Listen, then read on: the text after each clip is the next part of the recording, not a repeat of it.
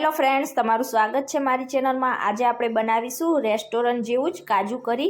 તો તમે એકવાર આ રીતે ઘરે કાજુ કરી બનાવશો તો હોટલનું કે રેસ્ટોરન્ટનું ખાવાનું ભૂલી જશો, એટલું ટેસ્ટી બનશે। પરફેક્ટ ગ્રેવી સાથે આજે આપણે આ કાજુ કરી બનાવીશું। તો આ કાજુ કરીને તમે રોટલી, પરાઠા કે પછી નાન સાથે સર્વ કરી શકો છો। ખાવામાં બહુ ટેસ્ટી એવું લાગશે। તો ચાલો બનાવીએ। રેસીપી સારી લાગે તો વિડીયોને લાઇક કરજો, વધારેમાં વધારે શેર કરજો।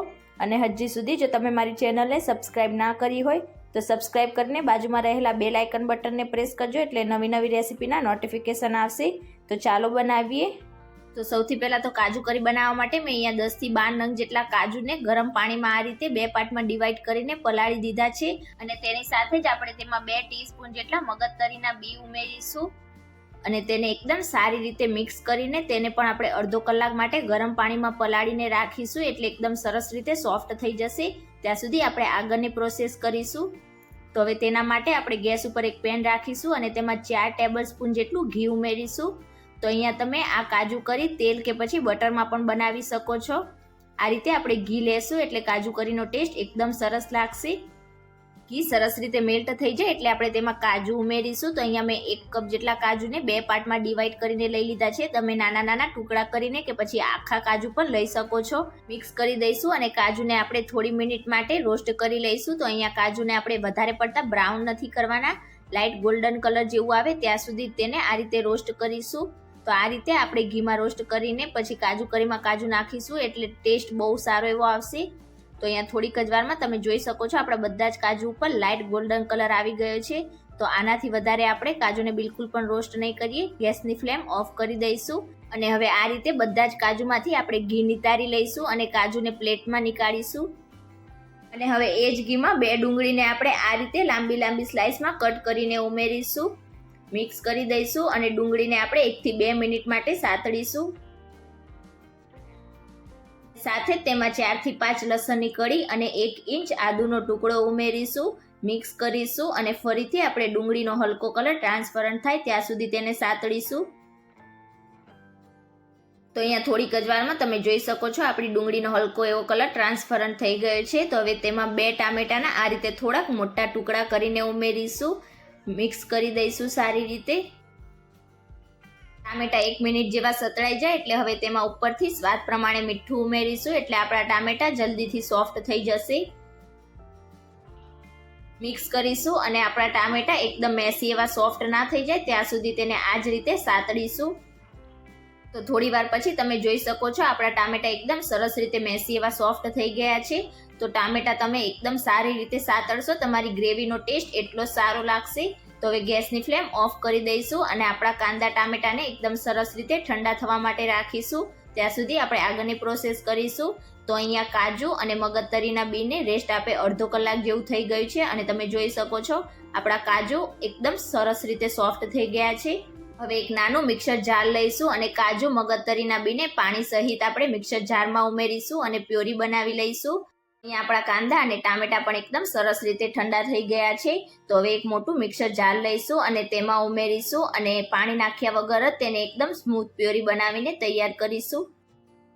હવે પેનમાં જે ઘી બચ્યું છે તેમાં જ આપણે ફરીથી 1 ટેબલસ્પૂન જેટલું ઘી ઉમેરીશું અને ઘીની સાથે 1 ટેબલસ્પૂન જેટલું તેલ ઉમેરીશું।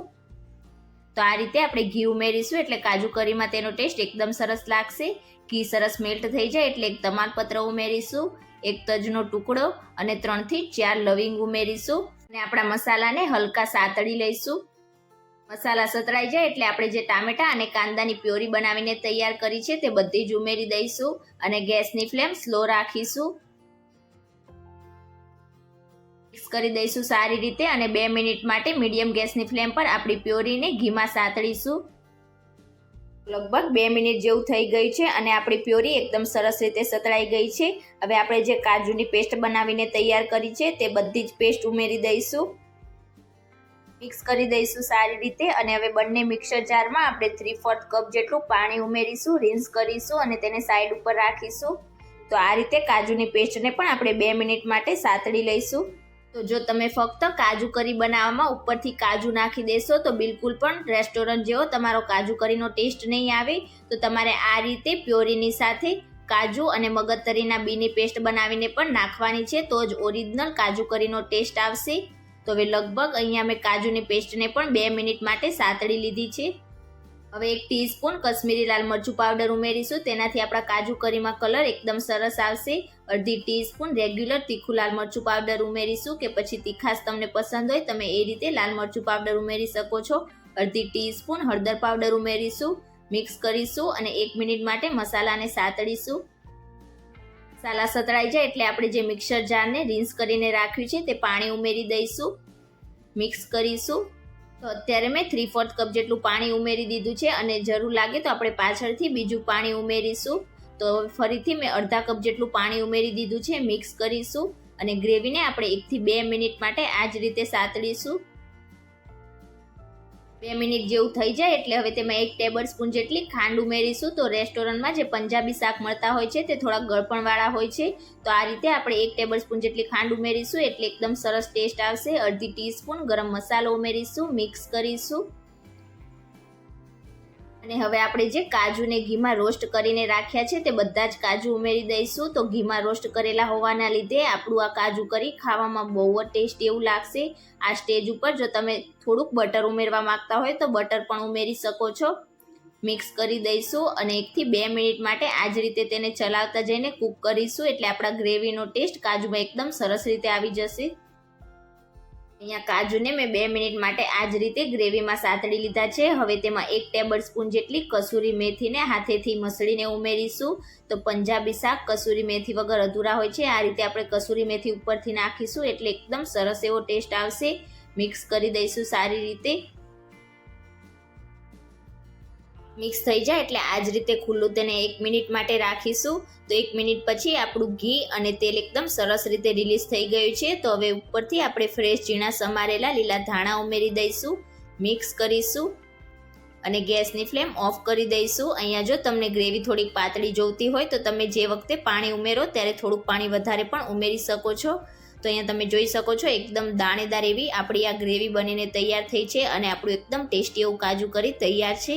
તો હવે ગરમા ગરમ કાજુ કરીને આપણે સર્વિંગ પ્લેટમાં નીકાળી લઈશું. તો તમે ક્યારે આ રીતે રેસ્ટોરન્ટ કે હોટલમાં મળે તેવું કાજુ કરી ઘરે ના બનાવ્યું હોય તો એકવાર આ રેસીપી જરૂરથી ટ્રાય કરજો. રોટલી, પરાઠા કે નાન સાથે આ શાક બહુ ટેસ્ટી એવું લાગશે. નાના બાળકોથી લઈ મોટા બધાને બહુ જ પસંદ આવશે. અને આજની મારી રેસીપી તમને કેવી લાગી મને કમેન્ટ કરીને ચોક્કસથી જણાવજો. રેસીપી સારી લાગી હોય તો વિડીયોને લાઇક કરજો, વધારેમાં વધારે શેર કરજો અને હજી સુધી જો ચેનલને સબસ્ક્રાઈબ ના કરી હોય તો સબસ્ક્રાઈબ કરીને બાજુમાં રહેલા બેલ આઇકન બટનને પ્રેસ કરજો એટલે નવી નવી રેસીપીના નોટિફિકેશન આવશે. Thank you for watching.